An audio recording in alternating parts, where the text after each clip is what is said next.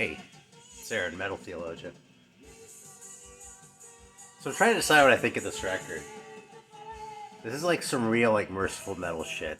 Like, if you watch his channel. And by that I mean it's super wimpy and it's loaded with keys. And, like, I would have hated this record so much in the 80s.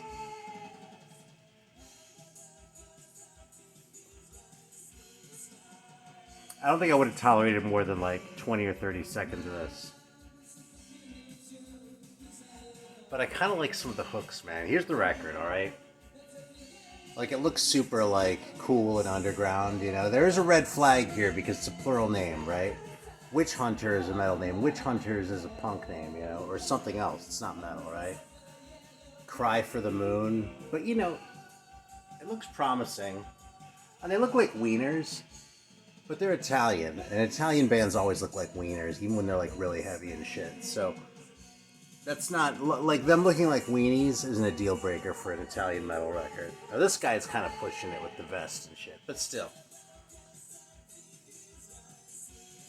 Yeah, this is the title track, Cry for the Moon. I mean, this record is really super cheesy. And it's really not heavy at all. But, like, it has some sort of kind of hard rockin' moments, you know? And it's not like AOR, it's definitely not glam, you know? It's just sort of like this weird, like, wimpy thing where it's like, it almost sounds like pop music in spots, but like... But like this comes in, this isn't like total pop here. It kind of sounds like they're trying to be metal.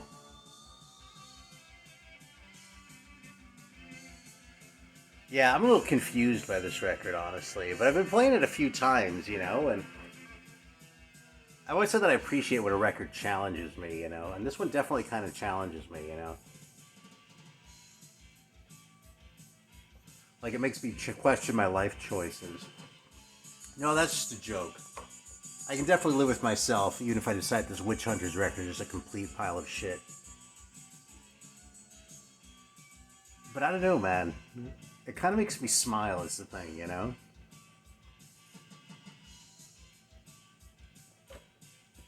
I think the big difference is that these guys didn't have a fucking prayer of making the big time. You know what I mean? These guys were never going to be the next Europe or something like that. When did this even come out?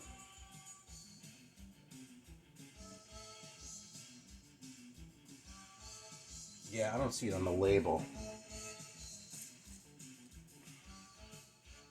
1991. Okay, so it was late enough they might have been trying to be the next Europe or something. But it wasn't going to happen, especially not in fucking 91. You know, the ships had all sailed by then. It wasn't just that that ship had sailed, like, all the fucking ships were gone, and, like, the new ships were coming in, you know what I mean? The rap and the, grunge and the fucking, you know, the jock metal Pantera shit, those ships were all coming in at that point, you know?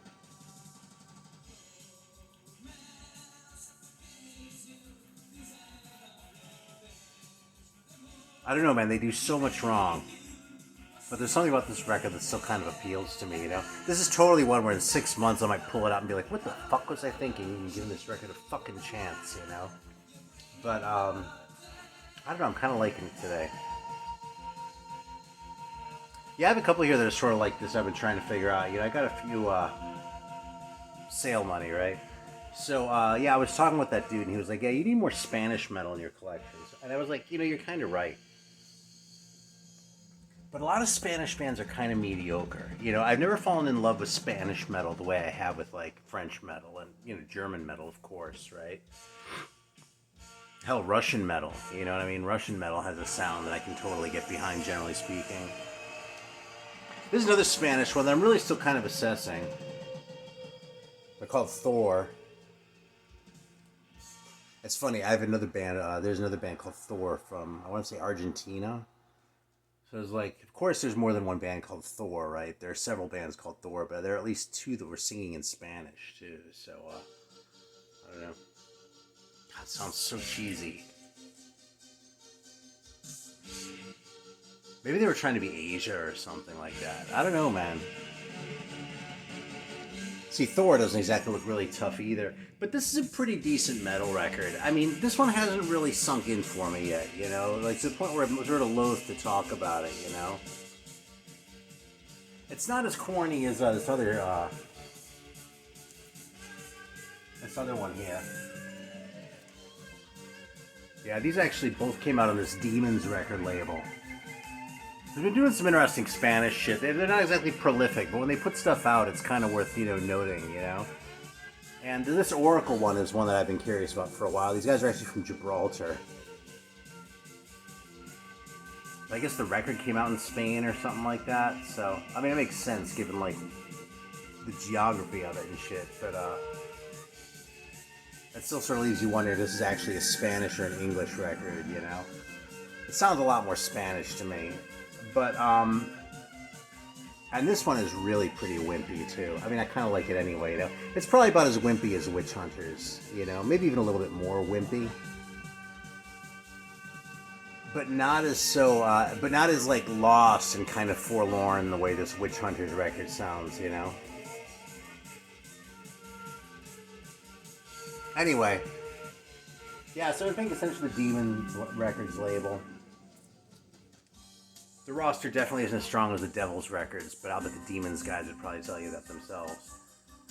And this record, I don't know, I need to listen to this a few more times before I decide what I think of it. I mean, I definitely like it. It's not a bad record. You know, the worst that I'm going to come away with this one is this, you know, a solid 7 out of 10 record that, you know, you can put on and, like, you know, while I'm playing Isaac or whatever like that and just sort of enjoy. But, this one hasn't really grabbed me yet. We'll see if it does. I love this guy's shitty tattoo. There's like a prison tattoo. But he doesn't exactly look like he'd last all that long in prison. Not throwing any stones. I wouldn't last very long in prison either, but you know.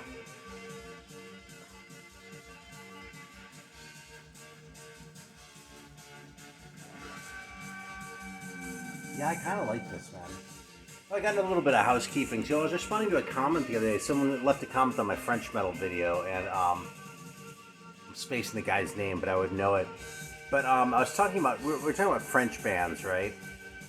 And I was trying to say that I liked Marikage, and the fucking autocorrect on my phone autocorrected it to Marriage.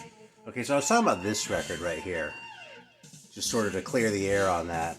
So if you're the one guy who like left that comment, this is a great record. Fuck it, I'll throw it on for a minute so it's worthwhile for someone else, so you can hear something a little bit more rockin' than Witch Hunters.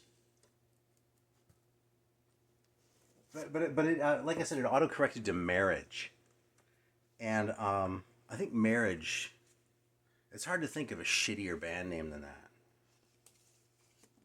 At least for a, I was going to say at least for a metal band, but I'd really say categorically for pretty much any band.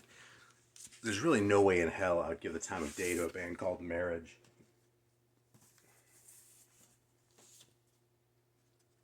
Yeah. So, Marikage.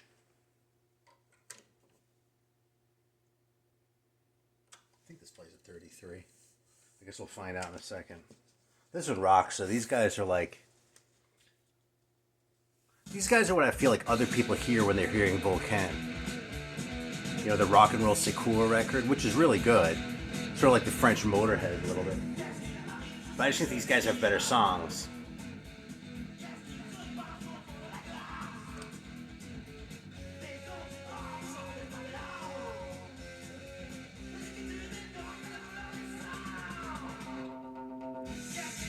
I love that little break, man. Yeah, I don't know, the Witch Hunters record kind of hit me at the right time, too, because I've kind of been digging some of these wimpy ones. Like, this one isn't really super heavy. I think this is going to get an ad put on the video, so sorry about that, but, yeah, I got this one recently, and this is really more like sort of a hard rock record. It's, look how cheap that is, the back there, you know. This is all the information on the sleeve. Visitor, although apparently they had a couple other records. I was kind of expecting this to be like a halfway decent hard rock record. It was sort of beckoning me for a while. I'd actually put it in my fucking wish list on Discogs, and I couldn't remember why, but one came up that was, you know, pretty cheap. Cheaper than most of what people are asking for. So I was like, oh, well, what the hell, I'll give it a crack. And I don't know, man, it's not that heavy, but I just really like the songs on this thing. I think these guys are from like upstate New York.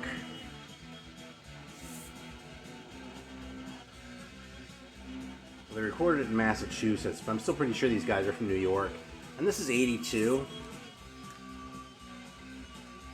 Yeah, like Rock Is In My Soul sounds like it'd be a terrible song, but it's totally not. It kind of rocks. It doesn't like rock, you know, but it kind of rocks a little bit. I don't know, man. Good hooks, good songs. Just a satisfying record to listen to. And with just 4 songs, it doesn't overstay its welcome, you know?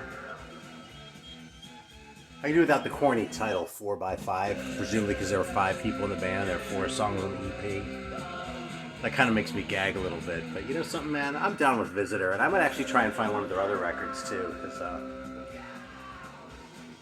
Because if they delivered at this same level on their LPs, then there's nothing not to enjoy. You know what I mean? I'd take this shit over a Magnum record, you know? They're at least as good as, like, Nightwing or something like that, you know? You just don't come across it as much. Now, here's another one that's kind of shitty that I kind of want to hype. That's why we're taking this one off.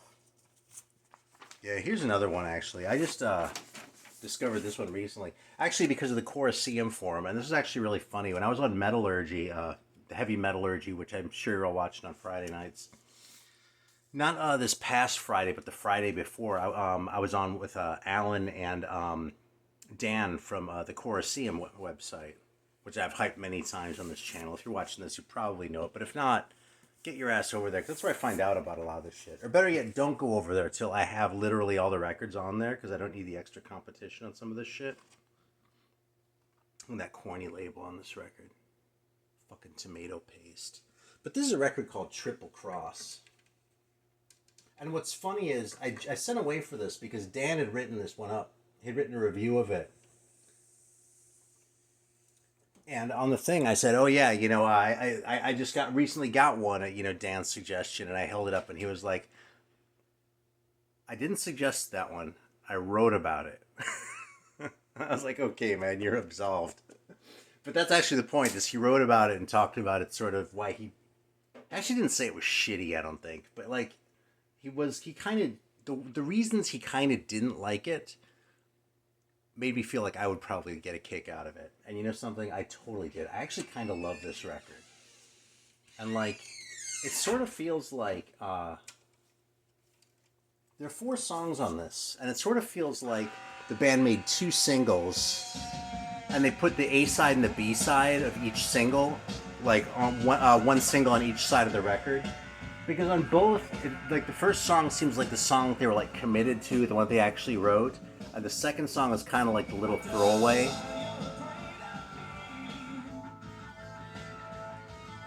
But like, I kind of like the throwaway ones better. And this is the rock stuff, okay? So I want to give them a fair shake, which is why we're starting it here. How about this cover, by the way, too? Doesn't this look like a Zamrock record? I mean, it looks super obscure and private. This record wasn't, frankly, it wasn't anywhere near as expensive as it looks. Just being blunt. But this totally looks like it should have come out of Zambia, except for the fact that all the guys are white. These guys are from New York. And when did this come out? 87. Which is really kind of late for graphics this primitive. I mean, I don't know, Nesconset, New York? I don't know where that is. I have to look at the map or something like that. But I'm guessing it's way the fuck up, like, by Lake Ontario, and not anywhere near, like, Rochester or Buffalo either. Or, well, Rochester if it's Lake Ontario. But, the point being, nowhere near fucking civilization.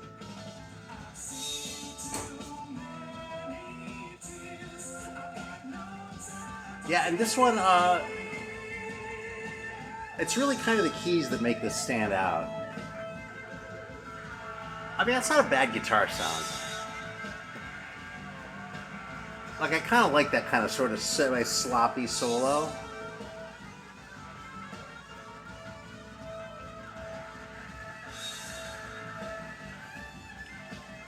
Where he knows what key he's playing in, but he's not paying that much attention to it either, you know what I mean? Like the way he's using the whammy and shit like that. At least that's what I think he's doing. I'm not really a guitar expert here.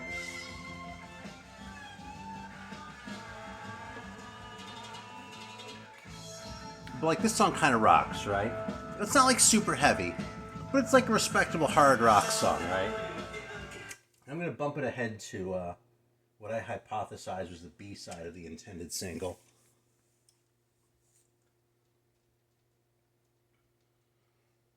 Fucking triple cross, man. What the hell does that even mean? Oh, I forgot about all these sound effects and shit on here, too.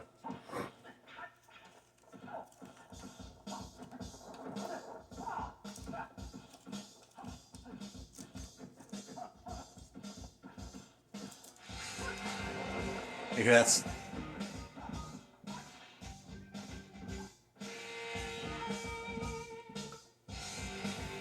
That fucking keyboard in there, man. Like, I'm kind of obsessed with that keyboard.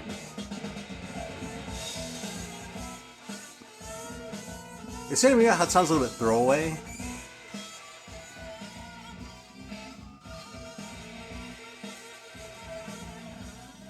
Like, it kind of has the feel of a jam. It's a little more composed than a jam, though, and it's also not super long and, like, intolerable like a jam, you know? It's like the length of a side of a single, you know?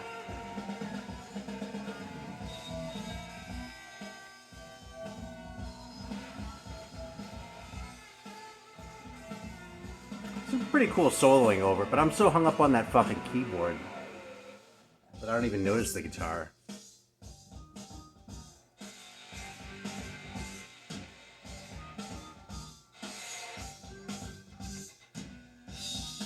I can't get over it, man.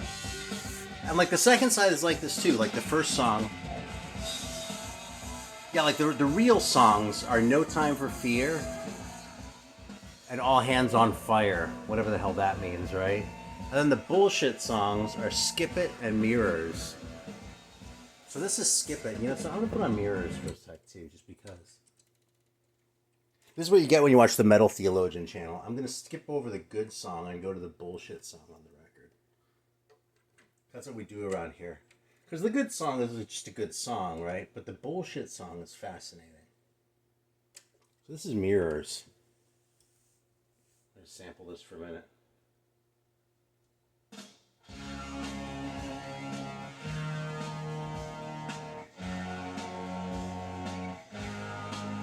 Hear that synth is front and center again?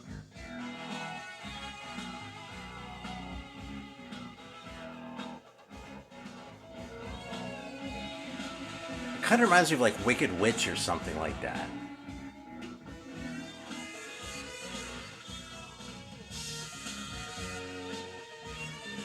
Yeah, I'm like trying to figure this out. This is like this nut that I've been trying to crack for this whole last week, you know? It's been a hell of a week for cracking nuts. It's kind of been a hell of a week anyway.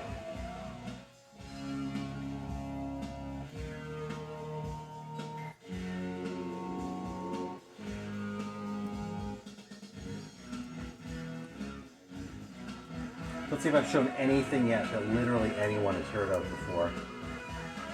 Here's one that I finally just dipped my toe into. I just got this a couple days ago. This is the first time I've ever owned this record. I just bought this on Sunday, so yesterday. And I don't know, I've been kind of, like I said, I've been listening to some kind of wimpier shit, like Visitor and shit like that. So I was thinking, if I'm ever going to be open to this record, since I've heard it's not as heavy and not as good as like the real Sabbath records, because we all know the story about how this was supposed to be a Tony Iommi solo record or something, and the label insisted he put the Black Sabbath name on, so we ended up with Black Sabbath featuring Tony Iommi, and he's the only one on here, right? Except that it has Glenn Hughes, Dave Spitz. I was surprised to see that name on there, on bass no less. And Eric Singer on drums. Jeff Nichols on keyboards, who played all the keys on those Sabbath records too. But yeah, this record was a lot better than I expected, actually. I mean, it's not like a banger, but you know, I'd call this, if it didn't have the Sabbath name on it, I pulled it out and it was a private press, like, you know, it's a solid 7 out of 10 record that I would put on and enjoy from time to time. There's some songs on here that are really clunkers, but the good songs, like the opener, In for the Kill, are way better than I expected, and a lot more like modern metal sounding. And when did this come out? 85, 87, somewhere in there? Oh, 88.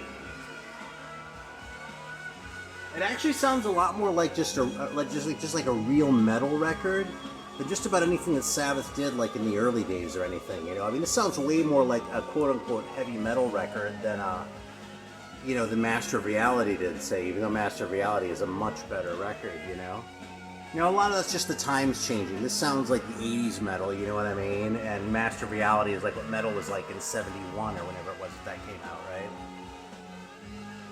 So that's not really on the band at all, you know, but it's interesting to hear Sabbath sounding so like rooted in the 80s without just sounding like a total sellout either, you know, because this really, this has some corny shit on it, this record. I don't want to make it sound like it's all just rockers and just like it's just full-on committed metal, you know.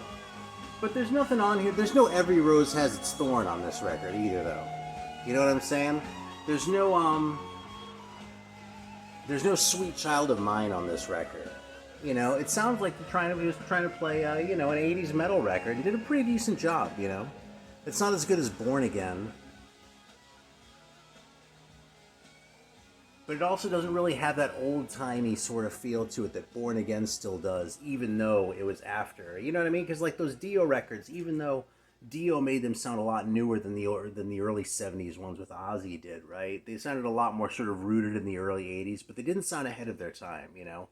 And they sounded maybe a little bit behind it in terms of the sound, if not in terms of the songwriting and sort of the execution. You know what I mean? Just purely the color of it still had the sort of darkness and the sort of 70s-ness, like what you heard on the earlier records, you know. And Born Again had that even a little bit less. This one really doesn't have that at all, you know.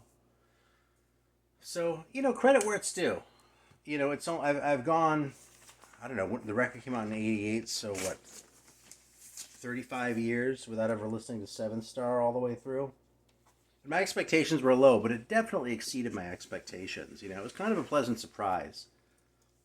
Definitely not a great record, If you're going to put it at the bottom of your Sabbath list, you're probably not wrong. Although I probably like it better than, Technical Ecstasy. But, but you're not wrong, like, philosophically on the substance. You know what I'm saying? And the cover's terrible, obviously. Although you gotta respect his commitment to the 70s. I mean, that fucking fringe was really dated by, well, long before 1988. So,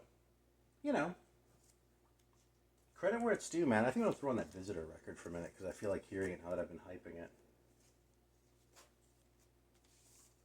I'm warning you, though, this is another wimpy one. Actually, it's not wimpy. I keep saying that. This one isn't like wimpy. It's just not really that heavy, that's all. In fact, that's kind of what I appreciate about this one, is that even though it's not that heavy, it kind of doesn't really sound wimpy. Of course, now it's going to sound really wimpy to me because I just finished saying that, right? But mostly just sounds like a good hard rock record with good songs.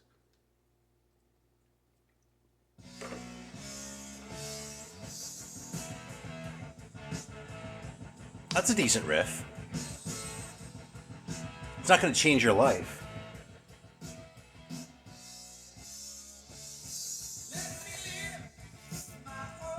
But that's pretty respectable. You could say it sounds a little bit rooted in the 70s or something like that, but, it really doesn't, It sounds like about 82.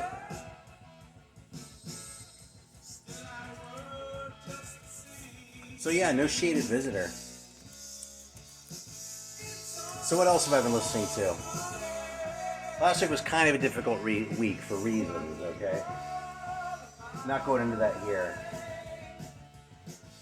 But I found myself, in the course of like having some long conversations with someone who, about some serious topics, what kind of records am I reaching for? I'm sort of reaching for the comfort records. The ones that I don't have to think about too much, that I'm going to enjoy, that aren't going to distract me too much either. I reach for this, man. I reach for fucking Demon. In fact, I reach for both of their records. Like, I wasn't really thinking about it in the moment, I was just sort of thinking, what do I feel like hearing right now that's not going to tax me too much, but I'll still, like, really enjoy, that'll sort of give me a little bit of a lift while we're having these serious discussions, right? Fucking Demon, man. The hooks that these guys have, I mean, again, a little bit wimpy maybe. I'd say a little commercial, really, more than wimpy. A lot of polish on these records, a lot more polish than what you'd expect from that cover. But I just love their fucking songs, man. And the performances are just outstanding. They have a great singer, man. So yeah, both the Demon records got pulled out. What else did I pull out? This one right here, man. And speaking of mysteries, you know, it's kind of funny that, like, this record really isn't a perfect record, but it feels like a perfect record when I sit and listen to it, you know? It would totally be easy to carp on, like, Transylvania and Strange World as sort of, like, you know, a low point in the middle there of the album, the beginning of side 2 like that. There's the Euro press, so it doesn't have Sanctuary on it. You had to get the single over in Europe. You know, Remember Tomorrow maybe is, you know, a little bit of a slowdown. Running Free, maybe you've heard too many times, but I can still put this on and listen to it from start to finish and really enjoy every moment of it, man. So, hats off to Iron Maiden, because that is not a record I discovered yesterday. That's what I've been a fan of for about 40 years. Pulled this one out. Definitely felt like sort of a comfort record and one that isn't going to challenge me too much, although I still don't love this record as much as some people do, you know?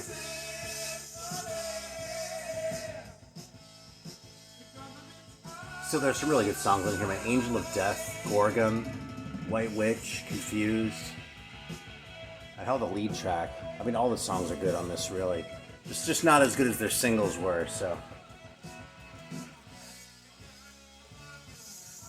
And this guy, man, how's this for a little bit of a comforting record?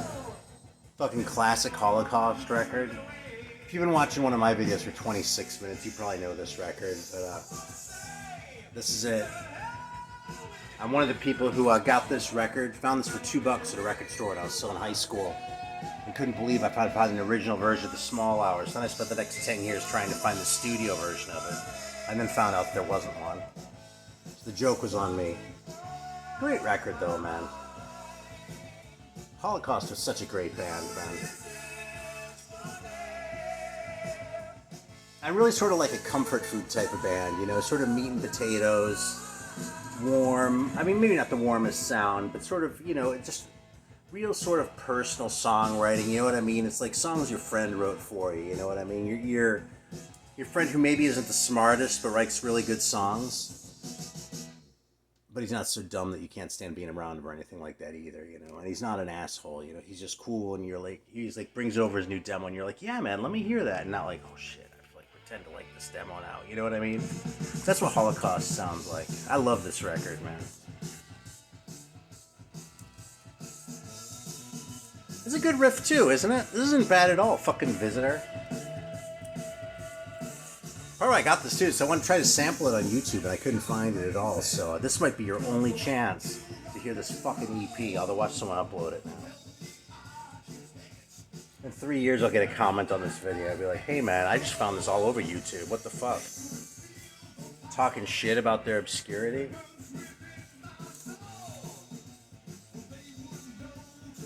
Yeah, those are probably the main ones. I pulled this one out again, too. Trying to figure out what Alan sees in this one, honestly. It's not a bad record, but I'm definitely satisfied with this reissue. You know? It's not that heavy. The songs aren't anywhere near as good as I kind of wish they were. But this record never makes me mad, and it never makes me feel bad either, you know? I always kind of enjoy giving it a listen anyway, even though I don't have a whole lot of good things to say about it. So what does that mean? I don't know. Were they called Ritual or were they called Widow?